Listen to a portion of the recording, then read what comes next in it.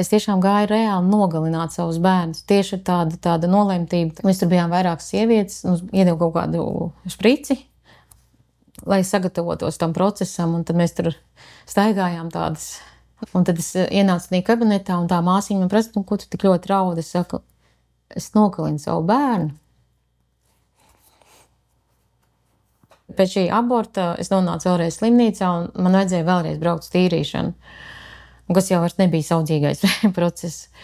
Tur nebija nekādas īsti tādas sapratnes, arī bija tas konvejers, vienkārši mēs tur visi gājām, tā kā kaut kādā ziņā tā kā tāda lopiņa uz nokaušanu. Tas viss tā kā samaisījās kopā tās garīgās sāpes ar tām fiziskām sāpēm.